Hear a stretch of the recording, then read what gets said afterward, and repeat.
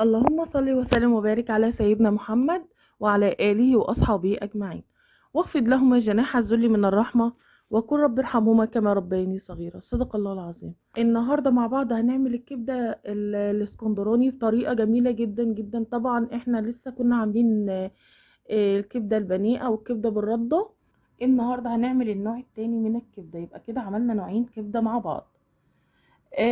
طبعا انا بعملها لولادي علشان ولادي بعمل لهم الطبيخ بيبقى تقيل شويه عليهم، فهم بيحبوا الحاجات النواشف نواشف دي. فما بين الوقت والتاني بحاول ان انا اعمل الحاجات الخفيفه ديت واصورها.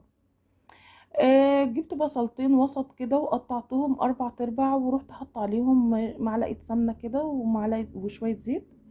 ورحت طبعا ديت نص معلقه فلفل حار، حطيتها على البصلايه وقعدت اقلبها شويه كده. وجبت طماطميتين برضو صغيرين كده وقطعتهم اهي. طبعا انا بعمل الوصفه بتاعت الكبده ديت على السريع، لان في اخر يعني كلنا بنقعد كل يوم يا ترى هناكل ايه يا ترى هناكل ايه، فانا جات لي بقى ان انا اعمل لهم لا الكبده ديت على السريع كده ياكلوها بالف هنا. يا ريت الاول مره يشوف قناتي ما ينسانيش بالاشتراكات ويفعل الجرس عشان يوصل له كل جديد ان شاء الله. كومنتاتكم الجميله واللايكات. طبعا انا بحب ان انا اسوي البصلايه كويس جدا، فحطيت فيها شويه الميه دول. طبعا انا هما ما بيحبوش طعم البصله بتبقى باينه قوي في الاكل، وانا مش عايزه احرق البصله في الطاسه. فطبعا جبت كوبايه اللي هي صغنونه خالص بتاعه القهوه دي، صغيره خالص، وحطيتها الا ربعها كده ميه، ورحت حطاها على البصلايه علشان البصلايه مش عايزه احمرها، انا عايزه ادبل البصلايه. فلغايه ما انا اقطع الطماطميه كده وتدبل في البصلايه. وفضلت اقلب البصلايه عشان ما تتحرقش او تلدع مني في الطاسه. نزلت بالتوابل بتاعه الفلفل الاسود والكمون والسبع بهارات. وهفضل اقلب اقلب في البصلايه والطماطمايه وحته الفلفل الحار. طبعا انت عندك قرن فلفل اخضر ممكن تقطعيه، قرن فلفل حار ممكن تقطعيه، لكن انا عندي دوت جاهز، فانا حطيته على طول عليهم. طبعا لقيت ان نشفت حبه الميه الصغيرين، وانا عايزه ادبل البصلايه، لان البصل دوت مش اللي فيه الميه، لا البصل ده الاحمر فهو ناشف مفيهوش ميه.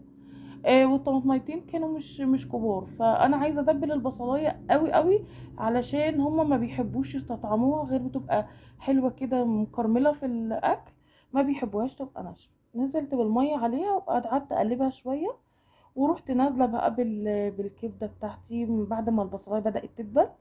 نزلت بالكبده وفضلت اقلبها بقى، اقلب اقلب اقلب وايه، وسبت الكبده بقى تستوي شويه معايا على النار. طبعا الاكلات الخفيفه دي بتبقى حلوه وسهله جدا بتساعدك يعني بصي قبل الاكل قبل المغرب بتلت ساعه او كده انا بدات في الاكل وكان خلص على طول ما شاء الله عليه وفي ميعاده. فانا بفضل اقلب علشان انا مش عايزه البصلايه تلدع، انا مش عايزه احمر البصلايه.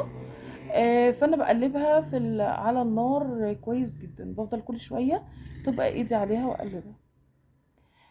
نزلت بالملح بتاعي. طبعا انا حطيت شوية سكر مع الكبدة.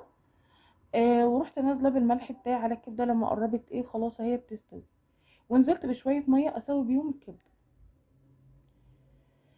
طبعا انا مش عايزة احط حبة زيت احمرها فيها، لا انا عايزة اسوي الكبدة براحتها خالص خالص. فانا حطيت شوية مية صغننين خالص، سبت الكبدة ايه تستوي، قلبتها حلو وسبتها تستوي عشان ما تلدعش مني في الطاسة. جبت طاسة على النار وحطيت فيها شوية زيت، وقلت انقلها بقى، انقل لان انا عندي الشعله ديت واطيه، فخلاص كده كده الكبده قربت تستوي. نقلتها على الشعله الواطيه وعليت، ونقلت بقى الطاسه اللي انا هقلي فيها البطاطس على الشعله التانية، وحطيت البطاطس على النار. ورحت جايه بقى اعمل سلطه الطحينه. بصوا على السريع السريع السريع بعمل معاكم كل حاجه.